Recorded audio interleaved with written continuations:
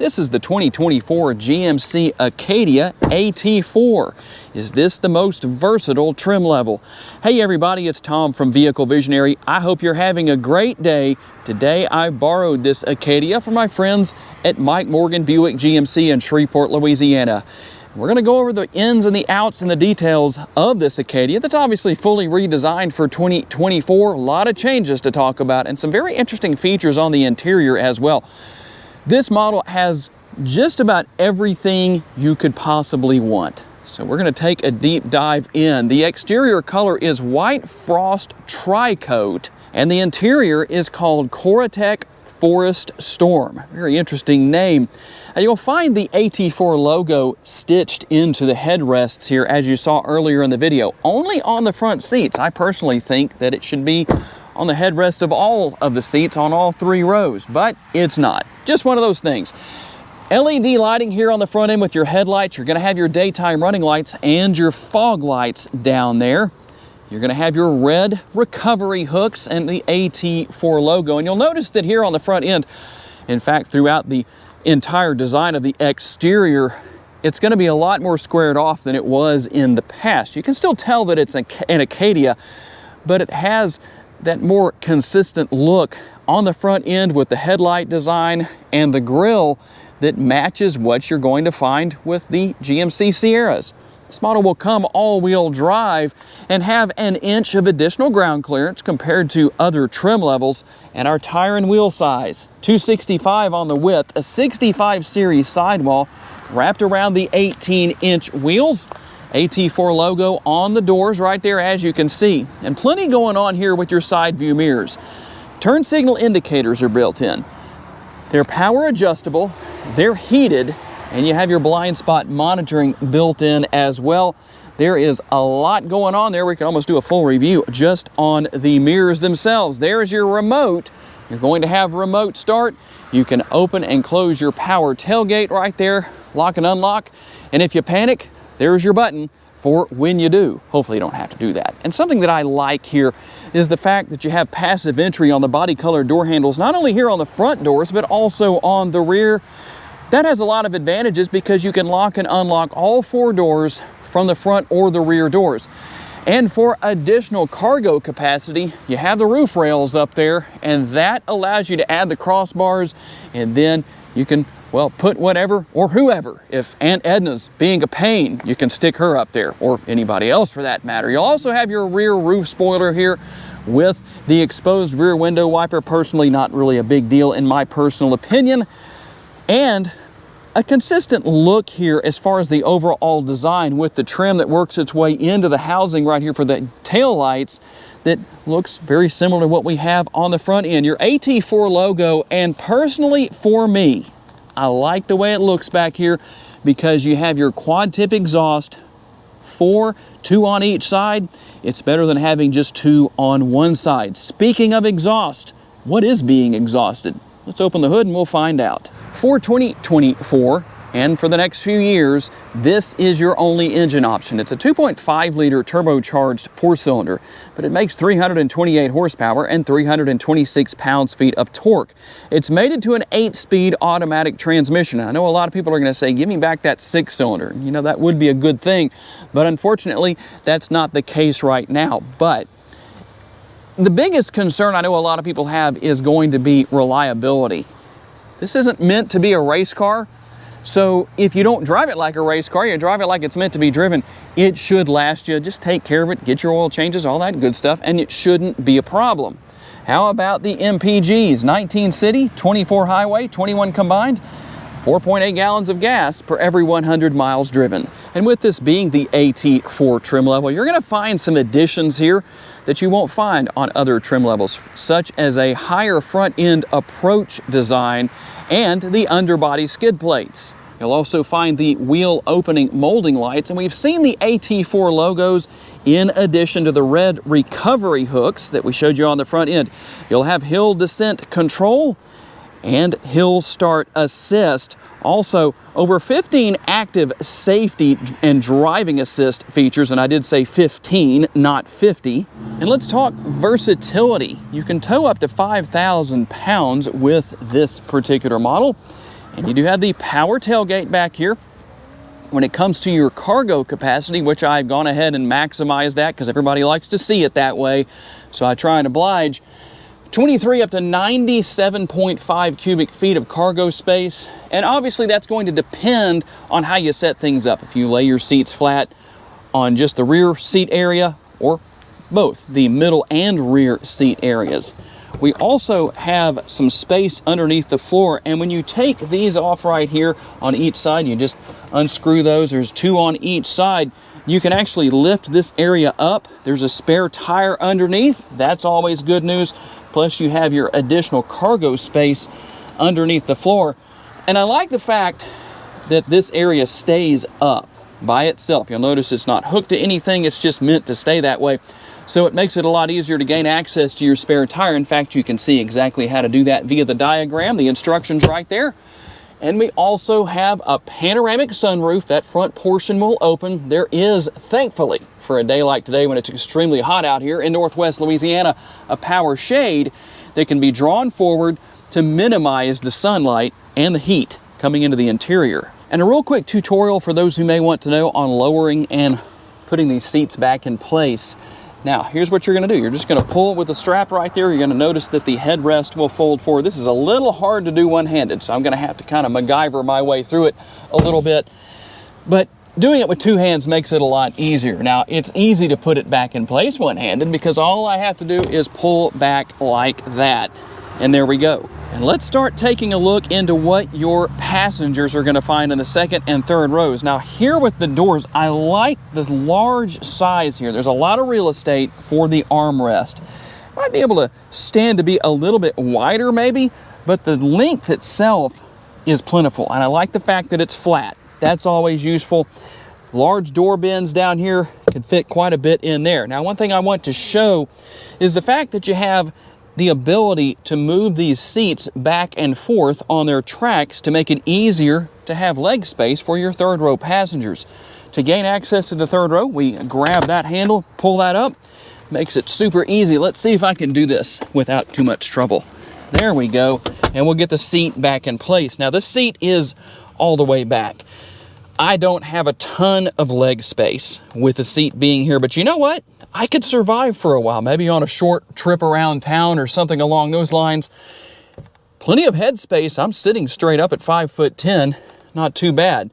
And there is a pass-through right here. You could always have your passenger stretch one leg out. That's just one person's going to get that. It's almost like calling shotgun, whoever calls it first. And let's take a look at what we have here over on the side area. We have a USB port right here, a cup holder, and a little bit of space here for, well, whatever will fit. And the roof-mounted air conditioning vents, something that I think more SUVs should have because the air doesn't have to travel as far to get to the passengers this way. Some vehicles, one of the competitors, in fact, of the Acadia, the Honda Pilot, they're located right here in this area. It seems like a little more distance is going to change the temperature just a little bit, maybe not a lot, but it's definitely going to make a difference before the air gets to the passengers. And there's the panoramic sunroof if you were curious to see how that looks from this particular angle. And we'll take a look at what your middle row passengers are going to find. The rear seat pockets on the back of each seat, cup holders on the back of the center console, and the command center right here to control the third zone of the 3 zones of climate control here in this Acadia. Fan speed, temperature, all of that can be controlled, and you can turn the heated seats on. These middle seats are heated, and there are some connectivity options down here as well. You've got a couple of USB ports and the power outlet right there. And one thing that will definitely be good news for the parents with child safety seats is that the latch system is obviously going to be here, but you don't have to remove anything or keep up with anything, any kind of covers or anything like that. So that's a good thing. Here's a little bit better look at some of the features with the interior and the different colors that are here. And the armrest. Let's give it the test here. For me, I wish they were a little bit longer. In fact, if they were maybe a little bit higher, maybe up to about the top of the seat right here, that would probably work a little better, at least for me, because I find my hand hanging off right there. But that's the way it is, not necessarily a big deal. And I did, just for the sake of it, go ahead and draw that shade forward, just so you can see how that looks. It is nice and thick, so you're not going to have any sunlight whatsoever coming through. And what about air conditioning vents? Well, depending on where these seats are located, there's where the air conditioning vent is. So if it's all the way back, well, they're a little further. The passengers will be a little further away, or I'll move the seat up a little bit and you can see that it's a little bit closer. I think that's still a good option compared to maybe having them all the way down here. I know a lot of GMCs still have that.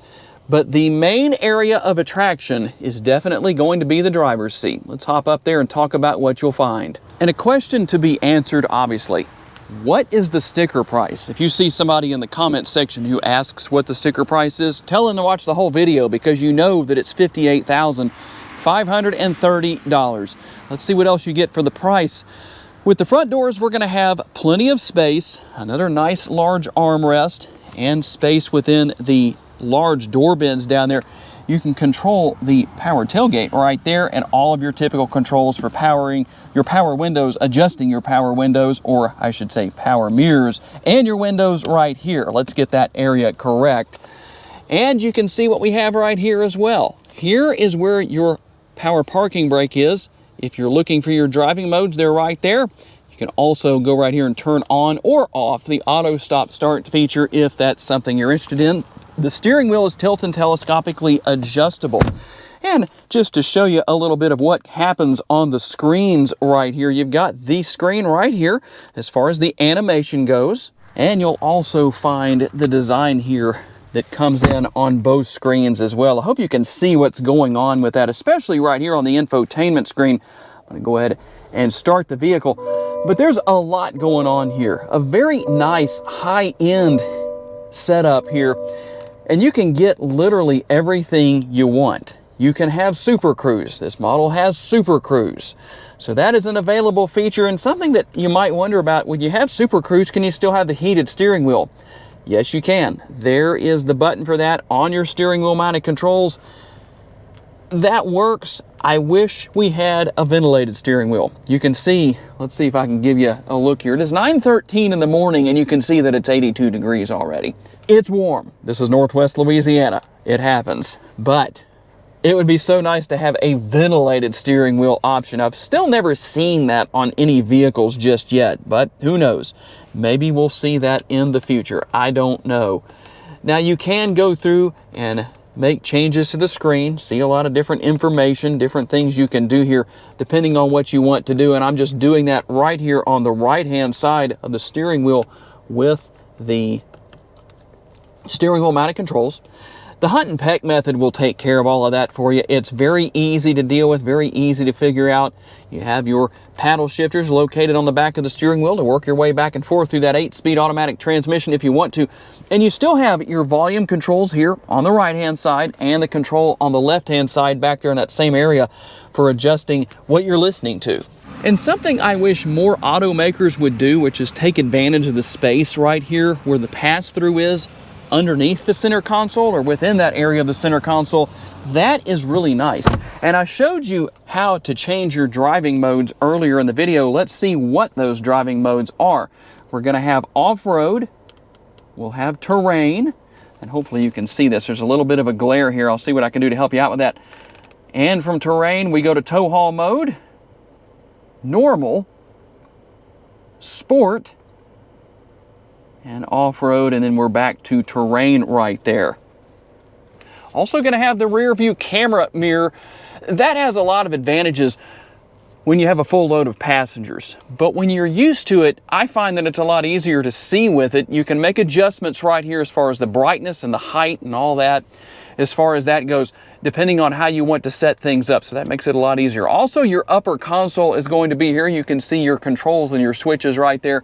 Hopefully that's showing up on the camera. I know it's a little dark in here, but if I open the shade for the sunroof, well, then we might have too much light. You'll also find the sunglass holder right there. And I don't know how well my camera is picking it up, but there's also a head-up display. You can go into the infotainment screen and make a lot of changes with that and adjust its height and all of that. This is the 15-inch infotainment screen. You're going to have Apple CarPlay and Android Auto. You can pair your phone wirelessly. Google Assistant is here. There is a lot going on. Google Maps, you even have the ability to go in and make a lot of changes to the vehicle. Let's get in here and do that if Tom can get that to work. There we go. We'll push that a little harder.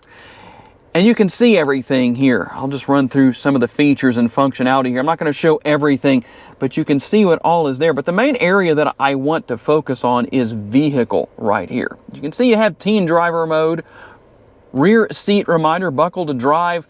You have Super Cruise lane change, climate and air quality. And here's something that I know we want to talk about because people like to know about the safety features beyond the airbags and things like that. You have automatic emergency braking, front pedestrian braking, intersection collision braking, adaptive cruise go notifier, your side bicyclist alert, lane change alert, park assist, with braking, rear cross traffic alert, and rear pedestrian alert. I mean, it's all here.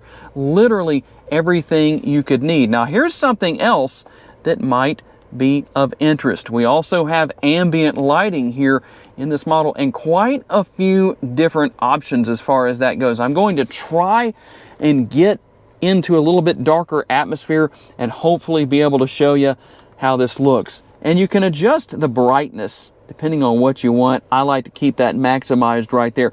So there is that. And one thing I didn't talk about here is the fact that here is your shifter. You pull back on that, it's going to go into neutral as long as you have it pulled back, and you can push up to go into reverse, down to go into drive. But I want to stay in reverse right here just so I can show you the multiple camera views on and around the vehicle on this Acadia.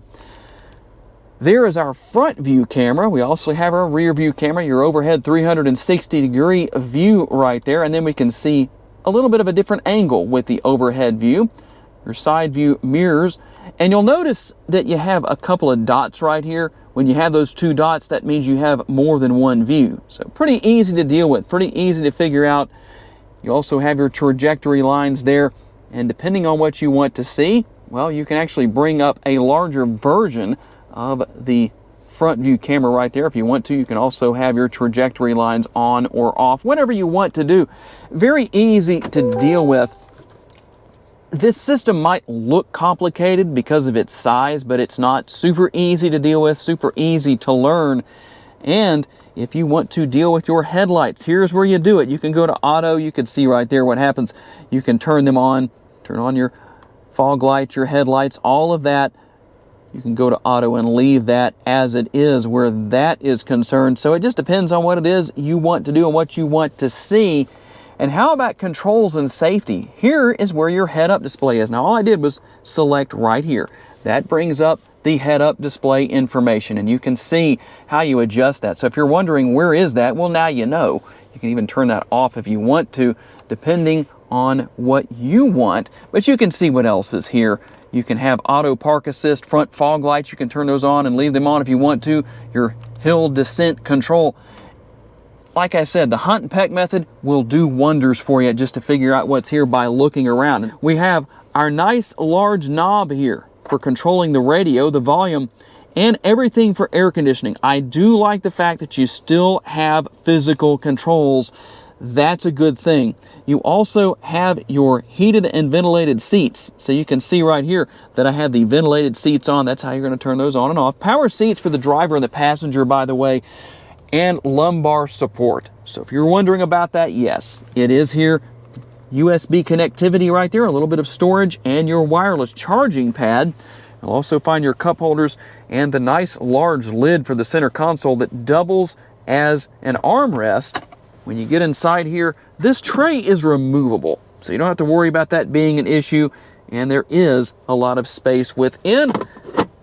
And obviously, we also have our glove box right here. If you were curious to know, yes, there is a glove box. It just doesn't ever have any gloves in it. And I sure hope that my camera is picking up the ambient lighting, but you will have some ambient lighting, as you can see right here. The blue tends to show up the best. I'm going to change the color real fast and just see if we can give you a better view. There we go. That's not too bad.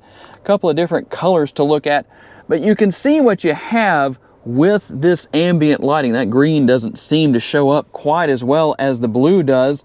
Let's see what the red will do for us. See if that will change. Would help if I select that. There we go. You can see it right here. I don't know how well you can see that, but that's what we have as far as our ambient lighting goes. There's a good look at your instrument cluster. So there's a lot going on here on this particular trim level. Obviously not the highest trim level, but you still have those same features you could have, say, if you wanted to go Denali, but you just want a little bit more capability as far as the off-roading ability goes. Okay, here we go on our test drive, and we're going to drive over the railroad tracks and listen. That actually was not bad at all as far as the road noise goes. Make sure this Prius doesn't pull out in front of us. Sure don't want that on video, do we? Nice and quiet. Going over those railroad tracks, the ride quality did not suffer. Didn't make it bad for me. Wasn't uncomfortable. So that's always a good little test right there. I like to see how that works. Now, as far as the road noise goes, you seem to get some road noise. Some of that's going to come from those tires that we have on this model. But it's also going to come because it's extremely quiet in here. I have the fan speed for the air conditioner on low, no air conditioner or no radio turned on or anything like that. So it might sound worse than it really would be in more of a typical situation when you have people in the interior with you and all that. So I think it's acceptable. I also feel like the ride quality is exceptionally good for what this model is, for the tires that are on it. Not bad. So that all seems to work really well.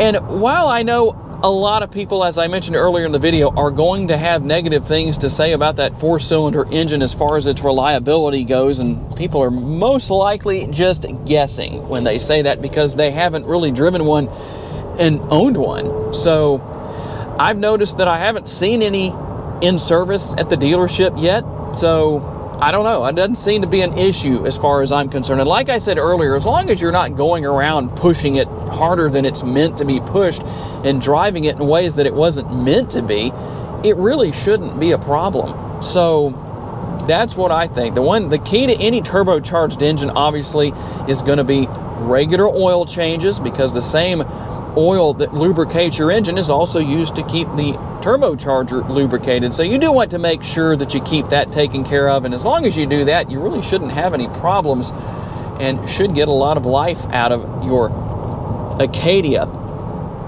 I do feel very comfortable here. The steering wheel itself is comfortable. It's interesting because I like the size of the steering wheel. It's not too thin. That might sound kind of strange, but I just feel like I have more control because of a thicker steering wheel. And obviously that's going to depend on the size of your hands, but for me, it works quite well. And what about Super Cruise? I'm not really in a place where I can demonstrate that for you, but it works the same way as Super Cruise does with any other GMC vehicle. It's very easy to deal with. You just push the button, and if you need to turn it on, it will let you know if you need to turn on adaptive cruise. That will tell you on the dash. And once you're in an environment which is typically an interstate highway where you can use it, you're not going to have any trouble. It will come on. It's just super easy to deal with. You just push that button and off you go. It does take some getting used to, I have to say. It's kind of an interesting experience the first time you use it. At least it was for me. I know in one of my videos where I demoed Super Cruise in another vehicle, another GMC, it changed lanes to the left lane to pass the slower moving 18-wheeler. And for me, it was odd because I usually move over a little further to the left in a case like that. And Super Cruise didn't see it fit to do that. So it was a little uncomfortable for me. But, you know, some people, they may not even notice the difference. But that's easy to deal with. I'm just not in a place where I can help you out with seeing that in today's video. But overall, the interior itself is comfortable. These seats seem to be good and comfortable. I don't have a lot of time in them, so hard to say what that would be like in the long term. But I don't feel cramped by any means. There's a lot of adjustability left to work with. So somebody who's over 6 feet tall, definitely in excess of being 6 feet tall, you could easily adjust things so that you're comfortable and it wouldn't be a problem. So depending on who you are, maybe you can tell us down in the comments section. If you're maybe 6'3" or 6'4", something like that, and you've driven one of these Acadias, maybe you own one, how do you fit? It's always nice to hear from people who have that experience. I can only give you so much because I'm not that tall. But overall, an enjoyable vehicle to drive, easy to see out of, and you really eliminate any problems as far as the rear window goes, obviously with the rear view camera mirror, but you can use that as a conventional rear view mirror if you so desire to do so. And there it is, the 2024 GMC Acadia AT4. Is this the most versatile trim level? Being all-wheel drive and having that extra inch of ground clearance is definitely something that will help, especially for those of you who live in an area where you get a lot of snow and ice. You know how beneficial that is. So I do want to hear what you have to say about this model. What do you think? Is it something you plan to buy? Don't forget, the link is in the description of the video if you want to come in and buy this AT4 Acadia or anything else they have at Morgan Buick GMC in Shreveport, Louisiana. I do want to say a special thanks to my friends at the dealership for loaning me this Acadia for the day, and a special thanks to each and every one of you for being kind enough to give me the opportunity to give you a vision for your next vehicle. If you enjoyed this video, please be sure to hit the like button. That helps me out a lot. Make sure to subscribe if you haven't done so already. That way you don't miss any future videos. And if you would like to learn about additional vehicles you may wish to consider purchasing, check out the video that's on the screen right now, and I'll see you there.